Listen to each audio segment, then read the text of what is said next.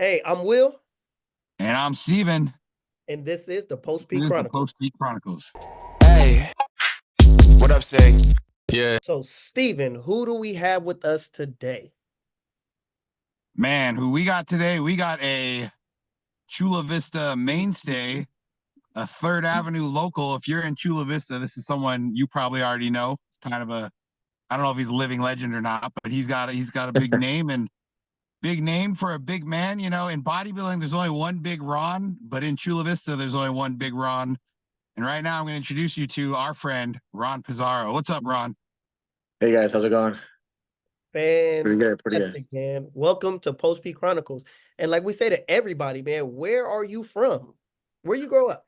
Well, born and raised San Diego. Okay. I never left, just stayed What out part of here. San Diego? Well, my parents are from the South Bay. They went to like Montgomery area, the South. Mhm. They call it South Side if you're from San Diego. Yeah. And then they wanted to move me out of the hood. They considered the hood when I was younger. So we moved to Chula Vista. Went to Hilltop High School, right down the street from the gym, pretty close. So that's where I grew up since I was about 6. Yeah, you went to school with my brother, right? With Karama, the Crooms. Yep, exactly. Yeah. Yeah. So how Yeah, we was grew it up growing together. up, going to Hilltop and everything? How was that? You know, when I got there in first grade, I'd say the majority of the school was white. That's where my parents wanted me to grow up, out of trouble. And by the time I'd say when I was close to getting into junior high, most of the school was Hispanic. And then from junior high on, it was, a good mix of Hispanic and there's not as many whites, I tell you that. But it's Hispanic, for the most part. I say like 80%. Okay. Yeah. So all in all, just a pretty good upbringing. Yeah, I would say so. My parents raised me well. I have one sister. She's a doctor. She went to school. She's a vet actually, but she went to Davis and University of Kansas. I went to San Diego State. We were raised pretty well, I'd say. Go Aztecs. Go Aztecs. There So you what go. did you do growing up? What was your sport of choice? Or did you play sports, or was you like a bookworm all in the books? Just really smart. No, no, no. I say when I was younger, I did a lot of football. Mhm. Football. I did a little bit of karate right there on Third Avenue. There's a place called Sweet Pete's. And Sweet then, Pete's. yeah, he's still there actually, the older guy. We did So Chinese you've always temple. been into like athletic stuff and always been into sports and always been into keeping active, right? It sounds like it's something that's up your alley. Yeah, I'd say so. As I could never stay still, so I liked contact sports really. My parents had me in like piano and things like that. They just weren't for me. So I liked I liked football, wrestling, boxing. Now you're obviously, close to 300 pounds now. Were you always a big kid, just a big boy, or something that you kind So of grew into later? yeah, in ninth grade I wrestled 189s. So I don't know if that's big for a ninth grader. It's kind of big. Yeah. And then 189s again as a sophomore, and then 215s, and then heavyweight when I was a senior. So heavyweight, I was only like 225, but the weight class goes all the way up to 285.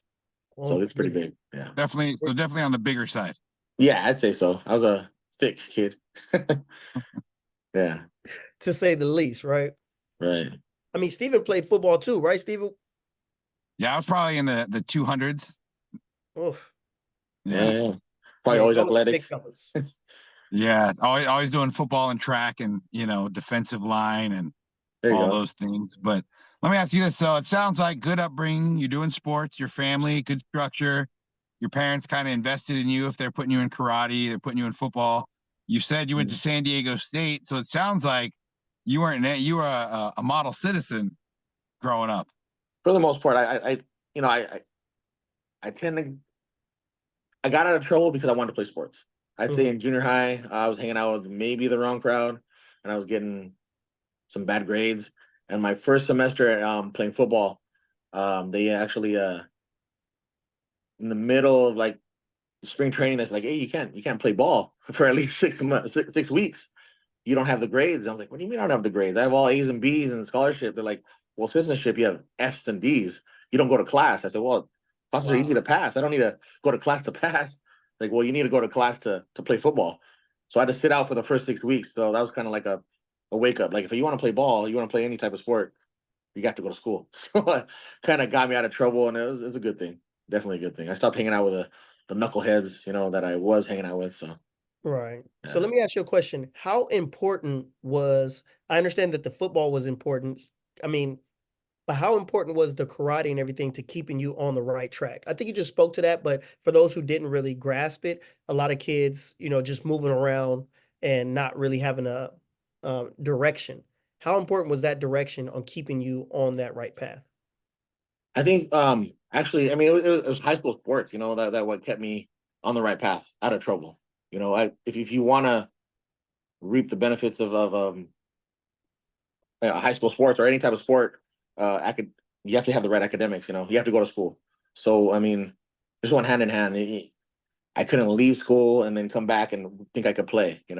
So of course, I wanted to get a scholarship, and it didn't happen. But I mean, it's important. You got to go to school for sure. So then you went to school and you went to San Diego State, go Aztecs. Yeah. How was that? And what'd you go to school for? What was your major? So I have a minor in like business management, and my bachelor's in graphic design. And then I have a master's in education, and I passed the CSET to teach math. So I could teach math. I was teaching for a little bit, and some things happened. Yeah. You're a well-rounded individual. You got your master's, you got your degree, you got your minors, graphic design, teaching credentials, nothing you can't do, huh? And you're a martial arts expert. Yeah, I mean, it was like kind of like a hobby for the longest time. I did jujitsu. Well, you know what? When I was 21, I tried to play football at Southwestern College or junior college for a little bit, and then when I was done with that, I just didn't know what to do with myself. How do I stay active? So I was like, hey, you know what? The stuff in the octagon looks pretty cool. I want to do some MMA. So, real short story. I went to back to my karate instructor. His name's Pete, and I said, hey man, I want to get my black belt from you. I'm a brown belt. I want to fight in the octagon. I want to do MMA. He's like, oh, this is not what you want to use for MMA. You want to learn something called jujitsu and something called Muay Thai. They're destructive. You hurt people with these, right? Karate is more self-defense, right? You defend yourself. It'll work in the street, but you're not really there to hurt people. So when I went and I sought out a jujitsu school and an MMA place, and he was right. I mean, regular karate definitely doesn't work in the. You would think it would, but it's more self-defense for sure. Yeah. So I saw just a little bit of that jujitsu, right? When I went to your studio, how eye-opening was it when you went as a brown belt in karate to going to the jujitsu studio? Did you have this little air of confidence, like, man, this is nothing. I've been doing martial arts for so many years. How was that experience when you first went to that? What is it? Do you recall it a dojo? Yeah, it's a dojo. So back Okay. when I started jujitsu, there was maybe 5 schools in San Diego. Not that many. I think there's over 200, and it was there was a waiting list at all of them. You had to get on a waiting list, and it was kind of more of a secret, like a secret martial art that they didn't really let out to everybody, and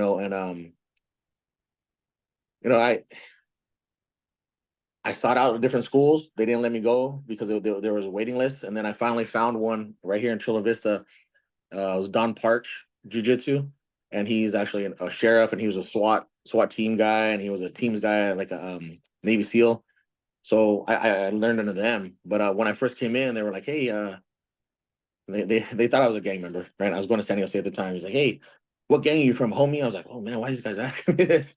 I said, "No, I'm not from anywhere. You can sit here and watch for a while." So he made me watch 2 classes, and then finally asked me, he's like, "What gang are you from?" I said, "I'm not from any gang." He's like, "Oh, we don't teach this to anybody." I was like, "Oh, okay." I said, "Well, I go to San Diego State." "Oh, okay. You should have told us that before. You could join the class."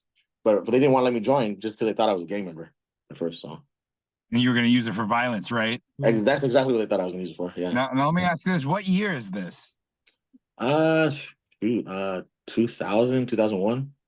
Man. So this is before the UFC was even getting big. This was like super underground. Because I know Chuck Liddell, UFC, that was getting big around like 2006, 2007, right? Yeah, it was like Tito Ortiz time still.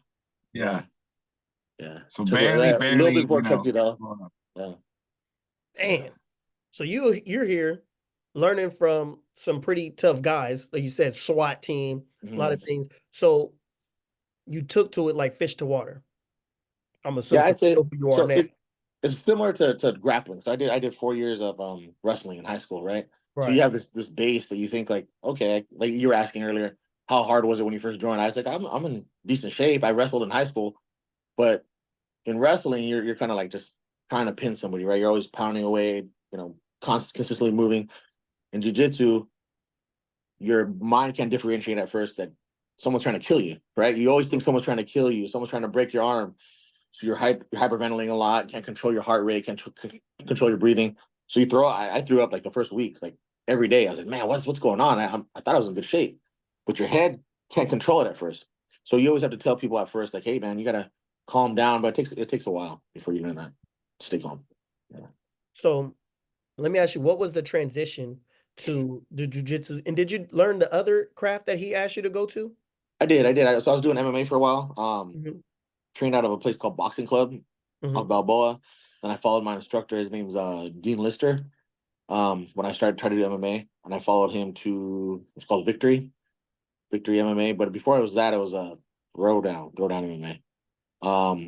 And he was you guys are probably not familiar, but this is a tournament called ADCC, the biggest jiu-jitsu tournament. He was Hmm. he had one open class, so I followed him. I actually went to high school with him, and yeah, I mean, sorry, what was the question? I'm No, kind of off. so Yeah. I'm just blown away right now because you were going to San Diego State, you were a math teacher, you had a master's degree in teaching, right? You was a brown belt in karate. Now you get into jujitsu and you take to that like a fish to water, but something goes wrong because I keyed in on something where you said I used to be able to teach. So what stopped you? I want to talk about that. I want to talk about why you're on Post P Chronicles. Okay. Well, so I went all the way. Let's talk about a little bit of background on me.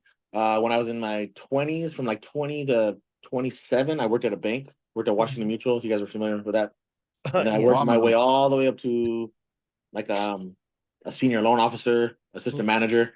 Um, I stopped doing that, and then I ended up getting married around that time, and then I started working at a car place called Goodyear. Like I was managing a Goodyear store. Did Mhm. that for a few years, and then I was working a lot of hours. And my ex, her dad owned a trucking company. Helped me buy a big rig, and I trucking for like 3 years. Put on a Dang, lot of you've done weight. everything, So Ron. yeah, well that's what turned me around to like go back and get back in shape, right? So I went from like maybe like 250 to like 320, but I was fat 320. I can show you some crazy pictures. No arms, all belly, and I was like, man, this doesn't feel good. They told me I had diabetes when I was like 30, Mm. high blood pressure, a bunch of things. So I went back to school, got my master's. I went back and I started teaching. Um, and then in that in that era, around that time, is when I had a mishaps in my life. I got an altercation in downtown, um, defending my ex-wife and my sister. Uh, Put a couple of people in the hospital, and then I did some time for that. Mm. So Now, was the reason you did some time for that because your background in combat sports, they know, was their excuse, you should know better, you're a weapon, you shouldn't be doing this to people? Because I've heard that that's happens exactly to what a they lot of told me. people. Yeah, they told me I got charged with assault with a deadly weapon, great bodily injury, and theft. And And and theft. your So weapons Take are teeth. these, right, Ron? What you These are do? your yeah, weapons. exactly. Yeah, exactly. You over Yeah, there those are my stealing teeth, fists. Ron? What's going on? So part of the story, right? I defended her. Okay, I heard one guy heard a girl that was holding her down. Another girl came back from behind, dragged her down. I kicked her.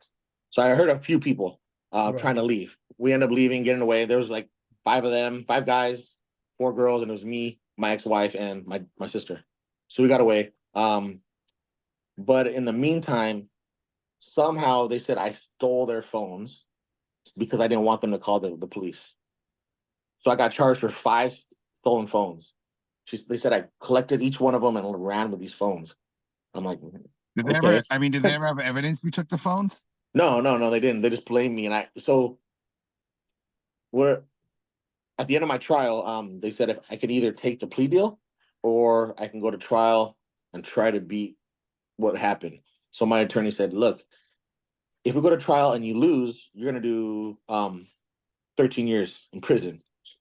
If you take the plea deal, it's 1 year. I suggest you take the plea deal. So I thought about it. He gave me like 10 minutes and I took the plea deal. So I took all my ex-wife's charges, all her felonies, and I took her time and I went and did my time. I mean, man, you were someone, even though they thought you were a gang member, they didn't want to teach you jujitsu, you were on the right path essentially your whole life. And this one encounter derailed everything, because I also keyed on the fact you said you weren't allowed to teach anymore because of this. How did that make you feel? I mean, pretty small. When I got out, I applied a number of jobs, always getting shut down. Oh, you're a felon. Or I'd get it so far in the in the interview process. Oh, you're a felon.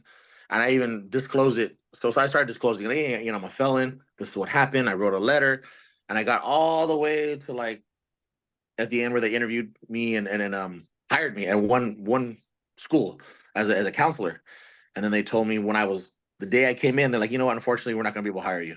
I said, but I already signed a contract. I already accepted my my wages, right? But they said, unfortunately, someone above said you can't get hired because you're a felon. So it was disheartening, to say the Let me least. ask you this, Ron. So obviously you go to prison for defending, people around you that you're protecting, and you obviously said you were trying to get away, and you did get away. In your eyes, I mean, yes, you caused bodily harm, but you were defending people, and then you get slammed in for a year for that, and then now you can't get a job. Many people, right, doing what you love, and by all accounts, you could say, hey, it wasn't my fault. So by all accounts, you're here, you can't get a job, you can't get a career.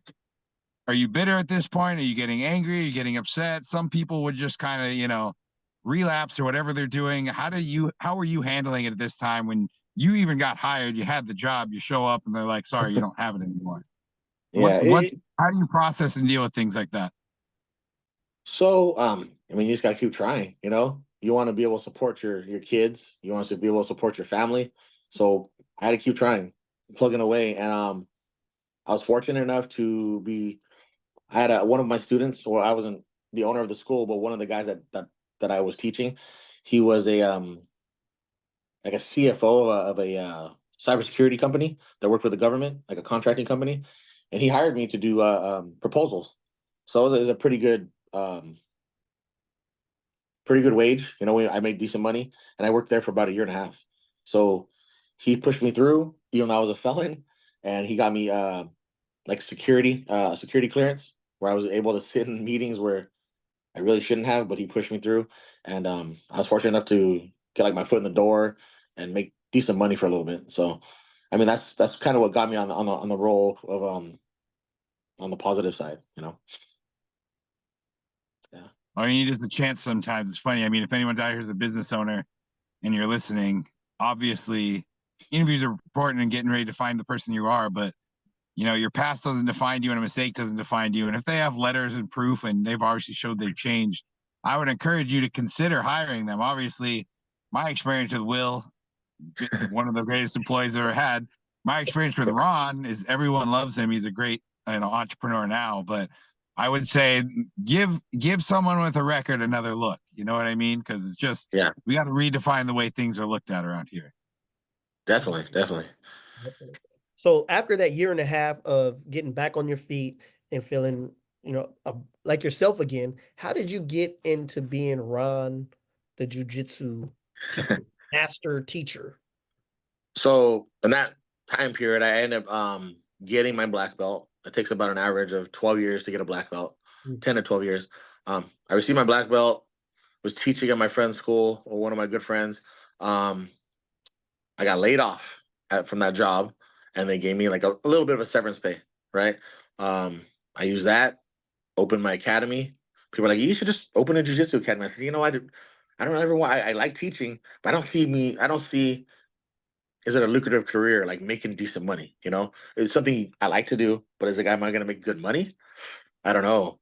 But, I'm blessed.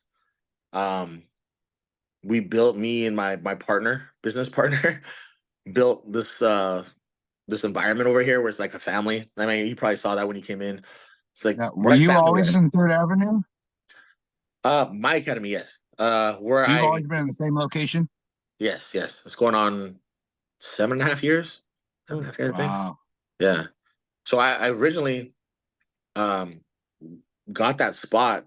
One of my friends was walking down drinking on Third Avenue. It wasn't what it was before 7 years ago. And there was a sign in the window and it said for rent. And the next day I went over there. I didn't tell the guy that was running the store, and I took that sign out of the window and I called the owner like 3 times. And they're like, "Oh, you're the only one that's been calling." Like, I guess we're gonna rent to you. So just I took the sign out of the window, and I made it to where it had to be me. And Man. they ended up renting to me for it was when I first got in, it was 2,100 a month. And now these places down the street are going for $5,000-6,000 a month. So I lucked out. Yeah. Dang. I mean, I went into your dojo, right? And Right. I was like, this is amazing. One of your students, a friend of mine, he was at he's at your obviously he's one of your students, and I went to his first tournament. Yeah. And I'm like, man, this is pretty incredible. And then after I Yeah. went to the studio, like you said, it's a family atmosphere, and I love family atmospheres. And I was like, I come home and I'm all excited. I'm telling my wife, I'm like, yeah, babe, I'm about to get in jujitsu next year. And she says, no, you're not. That's okay. I mean, there's nothing wrong with it. It's humbling, you don't really have to hurt anybody, but it's good to know. It's functional. It's come down and try. Bring your wife too. Man, I know. I think I need to get her on the mat so we can roll around and see how fun and dangerous we can really be. Really Yeah. dangerous. So, So go Ron, ahead. let me ask you this. I mean, there's tons of jiu-jitsu schools. And I've been in your in on your classes. I've done Uh, demos at your gym, and I've seen whether it's the kids or the adults. What do you think makes your jiu-jitsu school special? How do you make it a family atmosphere? Like, what makes Ron's jiu-jitsu on Third Avenue, so special and successful? So part of what I got my master's for was for education, right? And the way that I learned how to teach, you have to learn how to connect with people. That was the biggest thing on getting my master's. How do you teach to somebody that doesn't want to be taught, right? So how do you connect with people? You have to get personal with them. You can't just you can treat it like a business, but you're going to get what you put in. But everyone that comes in my academy, I get to know them. I know their names. Hey, where are you from, man? Are you from Chula Vista? Are you from San Diego? Oh, man, I know some people from over there. You go to high school there? Oh, okay. What do you do for work? Oh, how are your kids doing? You get real personal with them. You make them a family. You invite them in. Some people don't always want to talk, but I think being personal with people is the biggest thing. Like you were personal with me when I first started going to the gym. You talked to me about, oh, what do you do, man? Da, da, da. And I felt invited. Some gyms you just go, I mean, you're just a member. Nobody cares about you, right? And that's how a lot of like MMA places were. I've trained in a lot of MMA places. You just walk in, you're just a number. If you're not someone with talent, they don't remember you. And I've seen my So if you're not, instructors. I've noticed too, because I've walked into some of the bigger ones in San Diego before, and I've noticed like if you're not a name or you're not a talent, like their shit don't Yeah, stink and they don't want to talk to you, right? oh, they won't even talk to you. So real quick story. I was out at a bar with one of my instructors, and he's a pro fighter. And these guys walk up, they're like, "Hey man, how's it been?" Da, da, da. I'm not gonna say his name. They're like, "Oh, hey, you want a picture with me?" They're like, "Oh, no, we train at your school. I'm there all the time." He's like, "Oh, okay. What's up, man? How you been?" Da, da, da. And these guys were like, "Oh, this guy doesn't even know me." He's like, "Yeah, I've been training at your school for 6 months." He didn't even know who they were. For me, if I see someone in the trains in my school, 99% of the time I'm gonna know your name at least. But he didn't even Yeah. know him. So you're just a number. I mean, you're just a paycheck for most people. For that, we don't have a lot of students. I maybe have 150 students, but me and the other owner, George, we made it like a family environment. I think that's what the biggest thing is. People come and they get referred because we care about people, as much as we can. So I mean, and that's that's a lot because, Yeah. like you said, when you started, it was 5 jujitsu studios, and now I've learned that San Diego is a large hub of jujitsu dojo studios, right? so they actually call it the Some Mecca of very Jiu-Jitsu now. famous, yeah, some very famous jujitsu gyms in San Diego. One of the biggest is Victory MMA. You mentioned that earlier. Yeah. And Jocko Willicek, if you don't know Mhm. him, is a big name, big podcast. He owns he owns an MMA studio. But yeah, I mean, I can agree with you. That is what makes you successful as a small business owner. Because I remember I've walked into one of these big jujitsu places, and I'll walk around for like 10 minutes, trying to look for someone to help me or to get some information, and everyone just Yeah. ignores me. And it's like, Yeah. dang, Yeah. why would I give this place my business? They don't even care about me. And I've walked into your gym and people greet me right away. You know what I mean? Yeah, for sure. Yeah. And that's what we created it. I mean, I think that's what sets us apart. A lot of us and some of the smaller other small places, But there's big names out there. I mean, there's good places to train, but we're not world champs. I'm not a world champ. There's my other instructors aren't world champs. Some of them were ex-pro fighters. They fought like King in the Cage and stuff like that. But none of us are world champs. But they come to us because we're just good people. So And you're going to actually invest in them. yeah, of course. Yeah. And not only do One you thing I think is funny go ahead. about, I was going to say, one thing I think is funny about this whole thing is that even though you're not a teacher, you're a teacher. You know what I mean? Like God's plan for you is to always be a teacher. It may not be in the classroom setting, but now you're a teacher on the mat. And so your gift has always been teaching. Your master's degree, your teaching credential. Now you're just applying it in another way. And I think that's so cool because we need, mentors need to be teachers, and employing in other people, we need teachers, but we don't always need them just in the classroom setting. So I think it's awesome what you're doing. And that is really what's going to change these kids' lives and these adults that want to do MMA and jiu-jitsu. Mm-hmm. Yeah, not only that, I agree. it's a big thank you because, I reached out and I asked you, I said, hey, Ron, we have this program, where we give kids these memberships and we mentor them. And could we be a part of that? Could we allow some of our kids to come to you? You say, yeah, just let us know. We got you. And so for that, to be able to do something like that is, a true blessing. Because like you said, football, MMA, karate, all those disciplines saved your life as a kid and kept you on the right path. And so the importance of this and how this can help a kid stay on the right path or put him back on the right path if he needs it. So, man, I mean, that's a big thank you from our organization. Huge thank you. Yeah.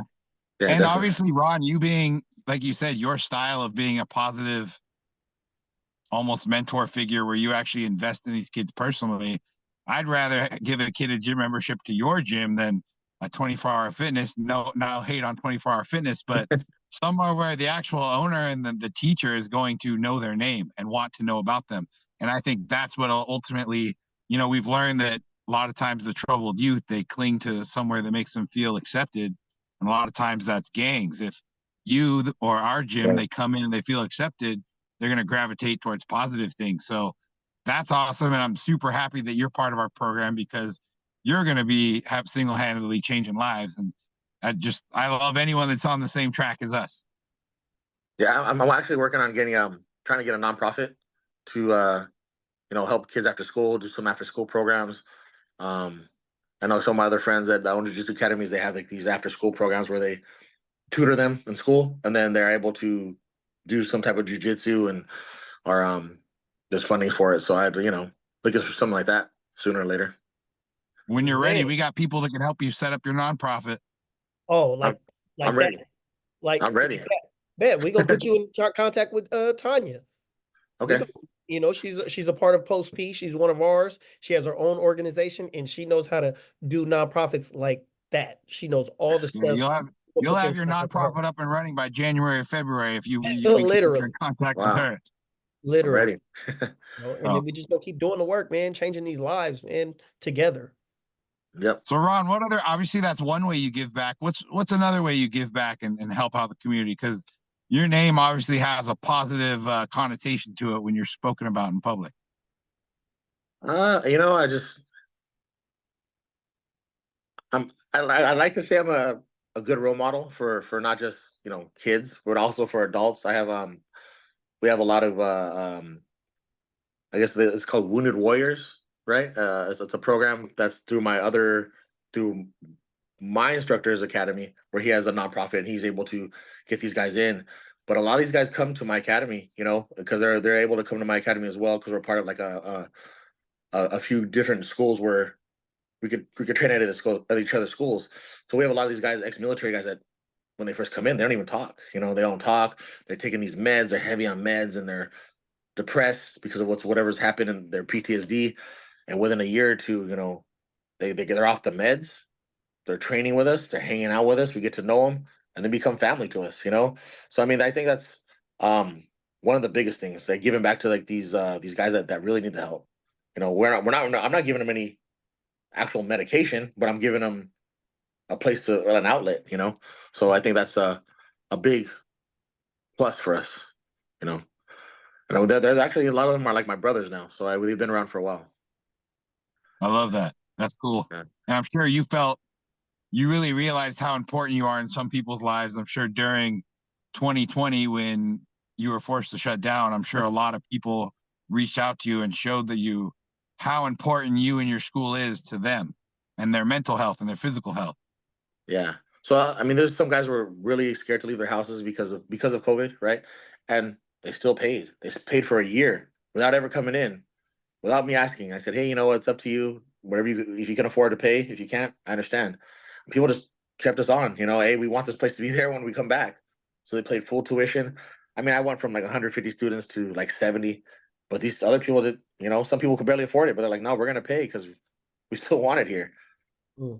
We did keep the doors open for a little bit. We had a couple guys that are sheriffs that do train at my school, police officers, and they did try to shut us down a couple times, but my guys will come out and be like, hey man, this is our outlet. We need this. So they never really shut us down, but they attempted to a couple times. Yeah, I don't know. that's amazing, Ron. And yeah, man, you ain't nothing short of amazing, Ron. And I'm gonna get in that jujitsu studio. I don't care where my wife stays. Don't tell her I said that though. Don't tell her I said this is between us three and everybody else. Everyone else listening. Hey, you're gonna need that jujitsu to defend yourself from her. I'll When she finds out, you're going behind her back to do it. I'm gonna talk her into it, man. I'm definitely gonna talk her into it. But man, Ron, you truly are amazing. Thank you for every single thing you do for the community of Chula Vista and beyond Chula Vista. San Diego is small, so just because we in Chula Vista don't mean we're not touching people in all other parts of the city. And your story is gonna help other people, right? And I know this is gonna sound crazy, and I'm not telling anybody to go beat up 5, 6, 7 people, right? But God works in mysterious ways, right? Yeah. He works in mysterious ways. It's not our job to always understand it. Just know that he's working, right? And you had a path. You were in school, and that would have been amazing. But this is the path you've been set on, and look at the lives that you're affecting. Yeah. Right. And so, man, we don't look in the past and say, I wish I would have done this different. Say, thank you, God, for putting me where I need to be. Yeah. Absolutely. And like I said, God still has you in the role you're supposed to be, which is a teacher, just not the way you thought it was going to be. Before we go, Ron, how can people reach out to you, whether that's email, social media? How can people reach out to Ron? I just reach out to our Instagram. Hit us up there if you want to train, or if you just want to talk about jiu-jitsu. What's your Instagram? Chula Vista Jiu-Jitsu. That's it. Chula Vista Jiu-Jitsu. That's the IG. Yeah. Hit us up. Message us. There's a class schedule there. We schedule all the time. Take a free week. Come check us out. No charge. See if it's for you. See if our environment's for you. We have kids classes, adult classes. We have Muay Thai, kickboxing, jiu-jitsu. Like I said, try it for a week. See if you like it. Well, I'm about to follow you right. Yep, got it right there. Bam. Just followed it. Let me see. Yep, Chula Vista Jiu-Jitsu.